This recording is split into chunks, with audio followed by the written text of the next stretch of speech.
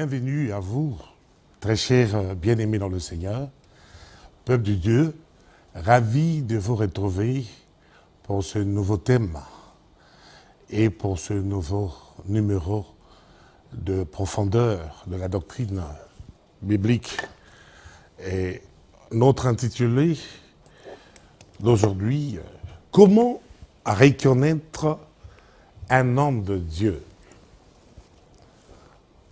Comment reconnaître un homme de Dieu? C'est de ça qu'il s'agit. Sans plus tarder, Bible en main, calepin en main, stylo en main. Je vous invite à lire notre premier passage, qui n'est autre que 1 Timothée, chapitre 6. Je ferai la lecture pour tout le monde, car il s'agit bel et bien des profondeurs de la doctrine biblique. Ça veut dire que nous irons dans des profondeurs. Attachez vos ceintures, j'ai lu au nom du Seigneur. 1 Timothée 6, versets 1 à 14. Il est écrit, « Mais toi, homme de Dieu, fuis toutes ces choses. Recherche ardemment la droiture, l'attachement à Dieu, la fidélité, l'amour, la persévérance, l'amabilité. Combat le bon combat de la foi, saisis la vie éternelle que Dieu t'a appelé à connaître et au sujet de laquelle tu as fait cette belle confession de foi en présence de nombreux témoins. Je t'adjure solennellement devant Dieu, source de toute vie, et devant Jésus-Christ, qui a rendu témoignage devant Ponce Pilate par une belle confession de foi. Observe ce commandement en restant pur et irréprochable jusqu'à l'apparition de notre Seigneur Jésus-Christ, parole du Seigneur. » Chers bien-aimés, c'est par là que nous allons aller lentement, sûrement, dans les profondeurs de la doctrine. C'est par ce verset que nous commençons notre étude. Comment reconnaître un homme de Dieu? Ici, nous parlerons des caractéristiques spirituelles d'abord, et ensuite, nous pourrons encore revenir pour vous parler, toujours dans le cadre de la reconnaissance de qui est l'homme de Dieu, de ce qui le motive. Et c'est dans ce sens-là que nous allons aborder ce terme. En ce qui concerne les caractéristiques spirituelles, premièrement, sans plus tarder, nous vous disons, pour vous qui écrivez, que l'homme de Dieu se reconnaît à ce qui le fuit. J'appuie bien mes mots. Et prenez cela. L'homme de Dieu se reconnaît à ce qu'il fuit. Et je tire ces vérités dans le verset 11 de notre passage. Plus précisément, la partie A. Là où il est écrit, « Mais toi, homme de Dieu, fuis ces choses. » Toi, homme de Dieu, fuis ces choses. Donc l'homme de Dieu, c'est qu'il y a des choses à éviter à tout prix. Ce qui est différent du faux prophète. Donc l'homme de Dieu se doit de fuir la débauche. Vous prenez dans le livre de 1 Corinthiens, chapitre 6, verset 18, tel qu'il est écrit, que c'est pourquoi fuyez les unions illégitimes. Dans d'autres versions, il est dit fuyez l'impudicité. Et tous les autres péchés qu'un homme peut commettre n'impliquent pas intégralement son cœur, mais celui qui se livre à la débauche pêche contre son propre corps. Voilà ce que l'homme de Dieu est appelé à fuir. L'homme de Dieu est appelé à fuir l'idolâtrie. Vous prenez toujours dans ce même livre de 1 Corinthiens, chapitre 10, nous sommes au verset 14. Il est écrit, « Pour toutes ces raisons, mes amis, je vous en conjure, fuyez le culte des idoles. » Il est aussi appelé dans ce qu'il le caractéristique qui caractérise, dans ce qui pourra permettre à ce que vous puissiez savoir à qui vous avez affaire. Il est aussi appelé à fuir les passions de la jeunesse. Lisez avec moi 2 Timothée, parce qu'il s'agit bel et bien des profondeurs. Il faut que nous puissions lire tous nos passages, car nous ne venons pas ici pour parler des choses que nous ignorons, nous venons pour que la Bible parle. Là-bas, il est dit, en matière des passions de la jeunesse, que l'homme de Dieu est appelé à fuir. Il est dit, fuis les passions qui peuvent assaillir un jeune homme. Fais tous les efforts pour cultiver la foi, l'amour et la paix avec tous ceux qui font appel au Seigneur d'un cœur pur. Voilà, chers enfants de Dieu, voilà, vous qui nous suivez, notre premier signe de reconnaissance d'un homme de Dieu. C'est un homme qui sait qu'il y a des choses à éviter à tout prix, qu'il y a des choses que, par rapport à la dignité, à cette tâche colossale qu'il est appelé à accomplir, qui sait ce qui est dangereux, ce que Dieu ne veut pas, ce qui ne correspond pas à son appel. Donc ceux qui ont endossé le ministère en pratiquant ces choses, en continuant comme nous voyons comme ça se passe chez les faux prophètes, à demeurer dans la débauche, dans l'immoralité, dans l'idolâtrie, dans les passions de la jeunesse, où aujourd'hui le nom de Dieu est discrédité, où quand on parle de Dieu, il y a certaines personnes qui ne sont peut-être pas informées, pensent que dans le milieu évangélique, ça se passe que de cette manière. Vous lisez la Bible avec moi, ce sont des comportements que la Bible dénonce proprement. Et ces gens qui s'attachent à ces choses, qui ne les fuient pas, je disais tantôt, ont beau s'appeler hommes de Dieu, mais ils ne seront pas plus des hommes de Dieu pourtant. Ils seront autre chose. Deuxièmement, pour ce qui consiste, ce qui vous permet de pouvoir savoir à qui vous avez affaire. Est-il homme de Dieu ou pas? Nous prenons la partie B du verset 11 de notre passage. Nous sommes toujours dans 1 Timothée, n'oubliez pas, car il s'agit bel et bien des Écritures, il faut savoir les démontrer, il s'agit bel et bien de l'enseignement qui est différent de la prédication, parce que là, il est question de pouvoir décrypter, étayer certaines choses. Voilà ce qui est écrit. Je prends la deuxième partie de 1 Timothée 6, verset 11. Là où il est dit, mais toi, homme de Dieu, fuis toutes ces choses. Mais je prends maintenant la deuxième partie qui dit, recherche ardemment la droiture, l'attachement à Dieu, la fidélité, l'amour, la persévérance et l'amabilité. Donc, vous prenez comme deuxième cycle que nous tirons ici, que l'homme de Dieu se reconnaît à ce qu'il recherche.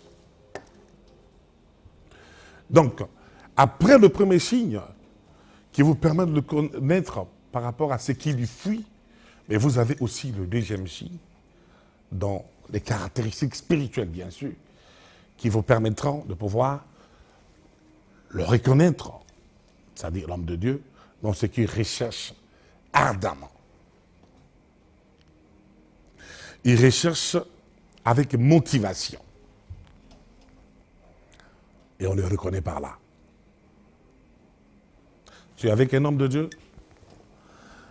Tu es avec quelqu'un qui se dit homme de Dieu? Est-ce qu'il est véritable? C'est simple. voit seulement ce qu'il fuit.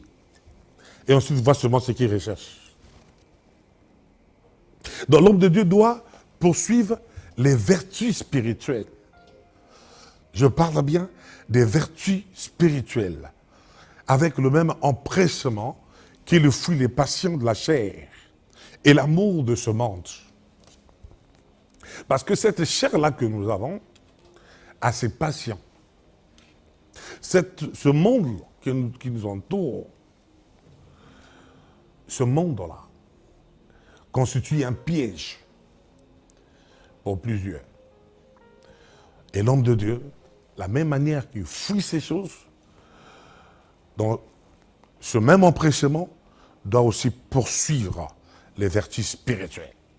C'est un homme qui n'a pas le temps à passer dans des banalités, dans des futilités. Non, non, non, non. L'homme de Dieu, c'est quelqu'un qui recherche la sainteté en fuyant le péché. Voilà. Puisque c'est un mandaté. Puisque c'est quelqu'un qui, ayant été élevé au-dessus des décès mondains, se dévoue corps et âme à la proclamation de la parole de Dieu. Et ce genre de personnes ne sont pas appelées à des futilités. Ce n'est pas des genres de personnes qui sont habituées à la vulgarité. Ce sont des consacrés, car vous savez que les choses de Dieu sont sacrées. Et quand on est appelé à pouvoir être au service de ce qui est sacré, on doit être consacré, parce que le sacré bénit, mais le sacré aussi tue. C'est ça le sacerdoce. Voilà pourquoi dans l'Ancienne Alliance, on va voir que Aaron, qui était appelé à la prêtrise, c'est lui qui était le souverain sacrificateur. Aaron qui était auréolé des sacrificateurs, et ensuite venaient les Lévites. Vous allez voir que dans le sacerdoce, il y avait des limites. Il y avait des limites. Et même dans le temple était un temple des degrés. Vous voyez? Donc il y avait le sacré. On vous parle des parvis, extérieur, intérieur. Et on vous parle de lieux saints, de lieux très saints. Et on vous dit, à cette époque où Christ n'était pas encore arrivé, en tout cas, ce n'était pas n'importe qui pouvait mettre ses pieds dans le sanctuaire. Et là-bas, chaque face du sanctuaire avait vraiment les hommes qu'il fallait. Et il y avait des prescriptions, il y avait des lois pour certaines personnes qui étaient appelées à cette vocation. Donc les choses n'ont pas changé aujourd'hui. Bien que le sacerdoce a été changé, mais nous sommes arrivés au parfait. Nous sommes arrivés au vrai sacerdoce. Ce sacerdoce spirituel de Melchisédek, ce sacerdoce royal qui demande encore beaucoup d'excellence que ce qui s'est passé avant. Voilà un peu comment les choses doivent se passer. Donc, reconnaissez les hommes de Dieu dans ces choses. Donc, il ne parle pas seulement de la sainteté ou la sanctification, mais c'est les hommes qui recherchent tout le temps en fuyant le péché. Ils n'aiment pas le péché. C'est ce qu'on appelle homme de Dieu. Ils recherchent la justice, c'est-à-dire ils agissent correctement envers Dieu, d'une part, et envers les hommes. Ce sont les hommes qui aiment la piété. Ils sont là toujours en quête d'une bonne conduite, même en ce qui concerne leurs attitudes et leurs motifs. On voyait toujours que ce sont des attitudes et des motifs qui sont toujours teintés de la bonne conduite. Et en vrai adorateur, les hommes de Dieu doivent avoir que Dieu comme priorité et comme seule dépendance. Donc, ils n'ont pas autre chose. Parce que leur vocation est tellement pertinente, si bien que connaissons la responsabilité. Tel que je vous disais au commencement que le terme ou le titre homme de Dieu, malgré sa simplicité, est extrêmement riche. Et ces gens-là, connaissant cette responsabilité, sont toujours là et placent toujours Dieu en premier dans leur cœur. Donc, Dieu est toujours leur seule dépendance. Vous trouvez, contrairement à ce qui se passe avec les prophètes, la vie des hommes de Dieu est une vie distinctive. Pourquoi? Parce que vous allez constater que dans sa vie, l'homme de Dieu vit publiquement comme il vit aussi de la même manière en privé. Donc sa vie publique correspond à sa vie privée en tout et pour tout. Et il craint Dieu de façon révérentielle. Il vit une vie de présence de Dieu. Il sait que partout où il se promène, même seul, l'homme de Dieu sait que Dieu est là. Et c'est par cette façon de voir les choses que celui qu'on appelle l'homme de Dieu marche de crainte en crainte et tout en s'imposant une certaine discipline rigoureuse, comme à l'exemple de Paul, où je vous invite à lire dans 1 Timothée, chapitre 9, verset, non pas 1 Timothée, mais excusez, 1 Corinthiens, parce que là, vous comprenez un peu que nous sommes dans Timothée, voilà pourquoi le mot Timothée revient dans la bouche. Donc je suis dans 1 Corinthiens chapitre 9, à partir du verset 24 jusqu'au verset 27, que je vous invite à lire avec moi, vous qui avez des Bibles, car il faut que vous ayez une. Et l'apôtre Paul ici, oui, comme exemple, donc de Dieu, voilà ce qui s'est passé avec lui. Il dit, ne savez-vous pas que sur un stade, tous les concurrents courent pour gagner, et cependant un seul remporte le prix. Courez comme lui, de manière à gagner.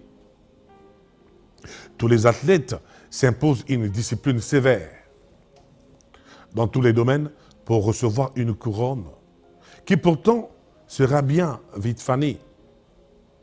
Alors que nous aspirons à une couronne qui ne se flétrira jamais. C'est pourquoi, si je cours, ce n'est pas à l'aveuglette, et si je m'exerce à la boxe, ce n'est pas en donnant des coups en l'air. Je traite durement mon corps, je le maîtrise sévèrement, de peur qu'après avoir proclamé la bonne nouvelle aux autres, je ne me trouve moi-même disqualifié. Parole du Seigneur. Voilà les paroles d'un homme de Dieu. C'est pour cela que nous vous disons que l'homme de Dieu, c'est quelqu'un qui s'impose et qui doit s'imposer une discipline rigoureuse, comme à cet exemple de Paul. Vous savez, dans d'autres versions, puisqu'ici, j'utilise la version Semeur, et il y en a ceux qui utilisent la version Lucigan, plusieurs versions, mais je vous dis, c'est le même fond. Il s'agit ici de la discipline qu'un homme de Dieu à la carrure de Paul nous fait état ici. pour nous donner à nous qui sommes hommes de Dieu de suivre l'exemple, et à vous qui êtes nos adeptes de veiller aussi sur nous pour savoir si nous sommes dans ce schéma ou pas. Alléluia. Donc, c'est un homme qui doit avoir la foi. Un homme de Dieu, c'est un homme de foi. Il n'est pas là pour marcher en ce qui concerne l'extérieur de la vie. Non, non, non, non. Parce que le chemin qu'il a appelé à tracer, à montrer au peuple qu'il conduit, c'est un chemin de la foi. C'est un chemin qui demande la foi. Ce qui implique qu'il soit loyal envers le Seigneur. Il est loyal. Il est loyal envers le Seigneur et croit fermement en sa puissance. Voilà, l'homme de Dieu ne croit pas aux puissances qui lui viennent de l'extérieur. Comme aujourd'hui, nous voyons comment les gens sont habitués à penser que la puissance de Dieu, c'est faire tomber les gens. Oui, je ne refuse pas. La puissance de Dieu peut se manifester de la sorte. La puissance de Dieu peut se manifester et que les gens se mettent à tomber, oui. Mais ça ne doit pas être la tradition. Aujourd'hui, les gens pensent que avoir la puissance de Dieu, c'est faire tomber les gens. Voilà ce que nous avons mis dans la tête des gens. Mais le premier miracle, le plus grand, c'est la conversion. C'est la transformation. C'est même par ce miracle que Jésus-Christ, au mariage de Cana, lorsqu'il a été invité, a opéré. Mais aujourd'hui, ce miracle est oublié. On pense que faire tomber les gens, c'est ça la puissance. C'est ça la puissance. Faites tomber les gens, mais ne prenez pas ça comme un credo. Ne prenez pas ça comme un roseau qui consiste à mesurer l'authenticité de la puissance de Dieu. Donc, voilà. Donc, l'homme de Dieu est un homme de foi. Donc, il croit fermement au décès de l'Éternel. Il croit fermement, je dis bien fermement, à son plan, à son attribution. Il croit fermement à ses promesses. Je dis bien les promesses. Voilà.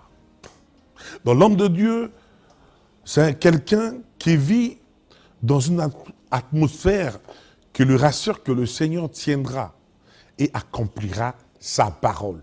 Vous ne pouvez pas enlever ça dans l'homme de Dieu. Qu'il pleuve ou neige, il a une foi qui ne pourra pas le détourner de ce but. C'est un homme qui aime Dieu. Il aime les autres croyants. Il aime même les incroyants. Aujourd'hui, les hommes de Dieu qui aiment les enfants de Dieu, mais qui n'aiment pas les incroyants. Mais si vous n'aimez pas les incroyants, mais lesquels que vous allez évangéliser? Puisque la mission de Dieu, le grand ordre mondial, consiste à aller dans le monde entier, faire des nations des disciples. Voilà ce qu'est un homme de Dieu. Jésus mangeait avec les publicains.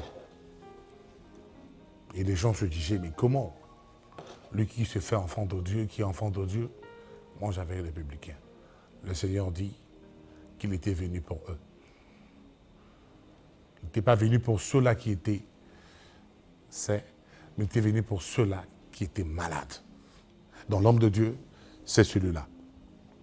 Il comprend le sens de la parole du Seigneur dans Matthieu 22, versets 37 à 39. 37 à 39. J'ai lu au nom du Seigneur. Qu'est-ce qui est dit là-bas? Il est dit, Jésus lui répondit, tu aimeras le Seigneur ton Dieu, de tout ton cœur, de toute ton âme et de toute ta pensée. C'est là le commandement le plus grand et le plus important.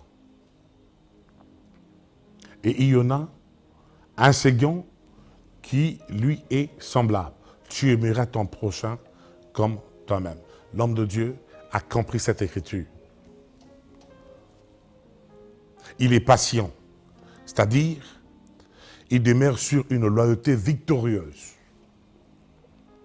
et indéfectible envers le Seigneur dans les épreuves. Vous savez, en ce qui concerne les épreuves, les hommes de Dieu sont sujets à épreuves.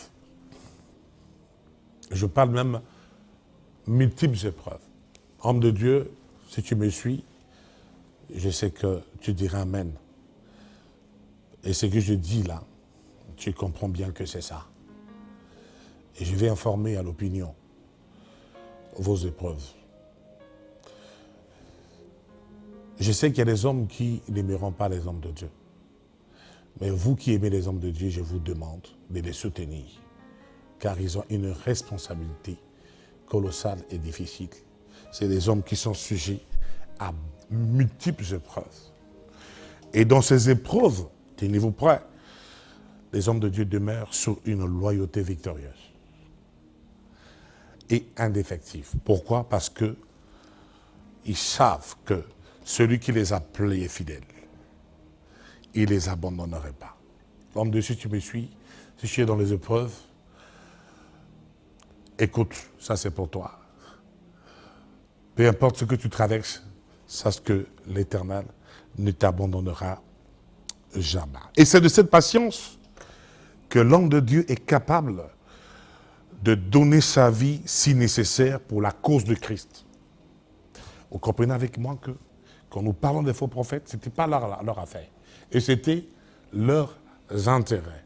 Ils venaient comme des mercenaires pour venir se servir. Or, ce n'est pas le cas pour l'homme de Dieu.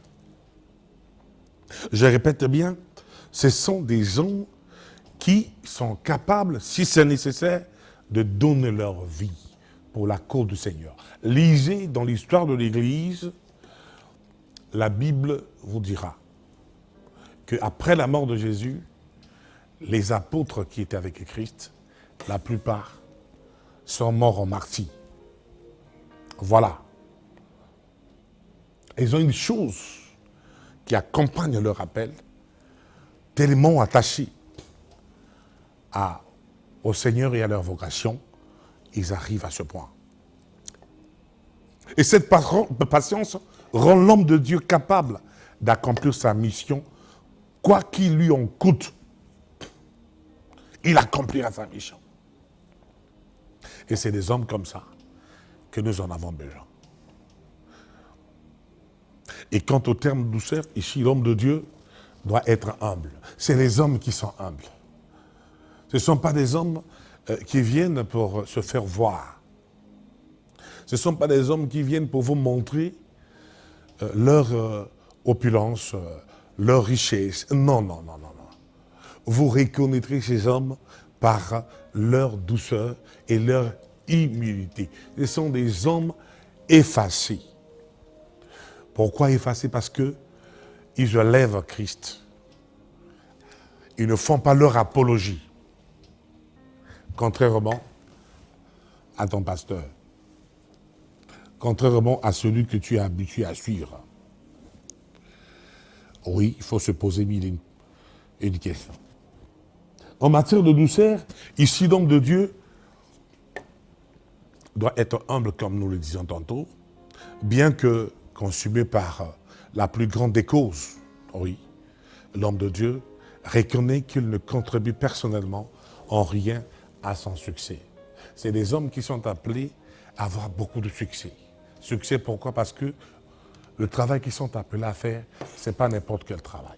Nous voulons essayer un peu de pouvoir attirer l'attention des hommes qui sont autour des hommes de Dieu. Des païens surtout, qui aujourd'hui, en voyant les faux prophètes, arrivent à profaner les vrais hommes de Dieu, arrivent à ne plus respecter les vrais hommes de Dieu, que vous faites une erreur. Dieu a ses serviteurs et des vrais serviteurs qui feront un travail excellent, un travail noble, un travail digne, que nous devons avoir beaucoup de respect. Ne vous comparez pas à eux. Ce sont des porte-parole de Dieu, ce sont des porteurs de bénédiction. Ils sauveront des familles. Vous savez qu'ils sont dans le passé. Vous reconnaîtrez que je suis un homme de Dieu. Comment? Par ce qui se dégage lorsque je parle.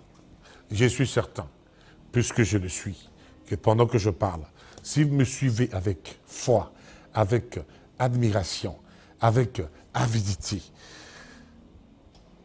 avec approbation, et que ce que je dis, puisque je le lis dans la Bible, est de Dieu, vous allez recevoir votre bénédiction. Et vous le recevez en direct. Parce que les choses de Dieu, ce sont des choses qui dépassent l'entendement.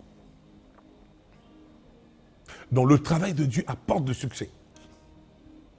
La renommée. Parce que quand vous venez au nom de Dieu, rendez-vous compte, mais vous apportez la vie éternelle. Vous apportez des échanges de Christ à la croix. Parce que Christ, en mourant à la croix, a fait des échanges. Il est venu mourir pour toi. Il est venu mourir pour moi.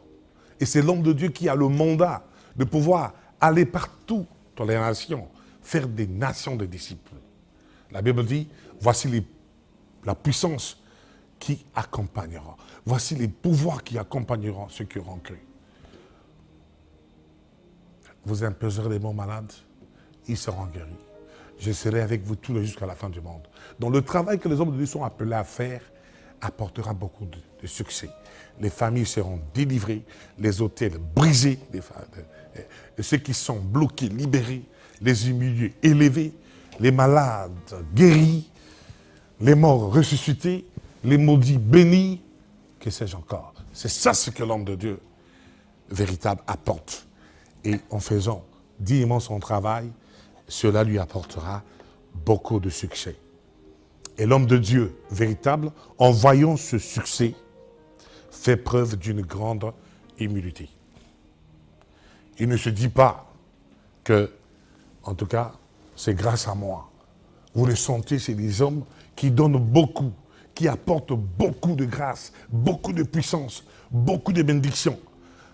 Mais quand vous les voyez, ils n'ont pas un protocole jusqu'aux dents, comme le Christ. Vous savez, Christ, c'était quelqu'un qui, malgré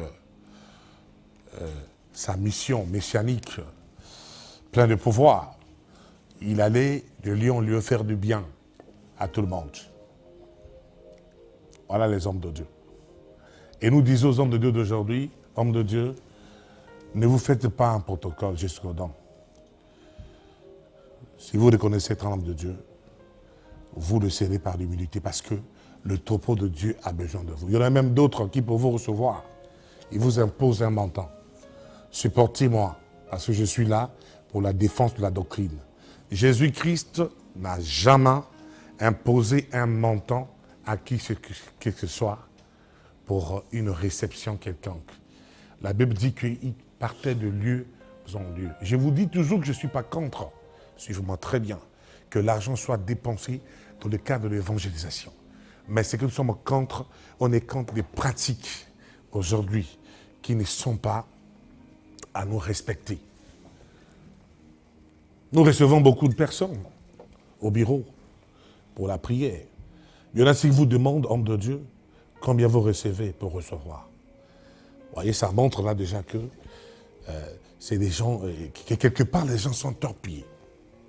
Donnez l'argent aux hommes de Dieu, ils feront le bon travail. Mais hommes de Dieu, n'imposez pas aux brebis du Seigneur qui sont en quête de la vie, qui sont en quête de la délivrance et du salut, de certaines sommes. Car ce n'est pas ce que Jésus a dit. Mais ceux qui donnent ces genres de sommes sont des mercenaires, sont des faux prophètes. Ouvrez bien les yeux. Il y a des vrais hommes de Dieu qui vous honorent. Alors, troisièmement, l'homme de Dieu se reconnaît à ce à quoi il se bat. Toujours dans le même livre de 1 Timothée, notre passage de prédilection que nous sommes en train de lire, 6, mais nous lirons maintenant, nous allons maintenant exploiter le verset 12. Combat le bon combat de la foi, saisis la vie éternelle, que Dieu est appelé à connaître et au sujet de laquelle tu as fait cette belle confession de foi en présence de nombreux témoins. Voilà.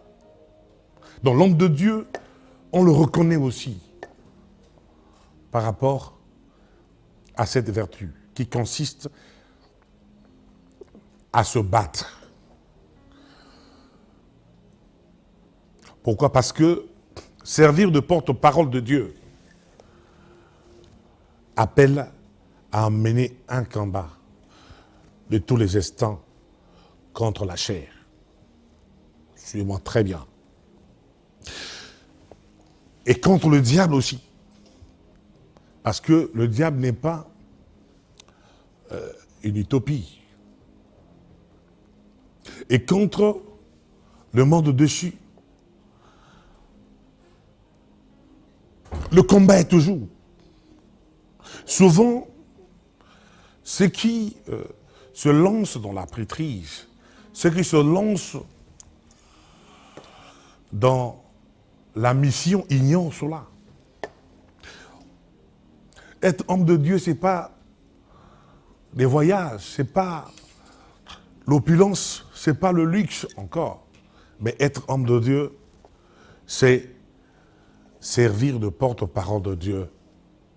Et quand on est porte-parole de Dieu, on est amené à un combat de tous les instants. Je dis bien un combat de tous les instants contre la chair et le diable.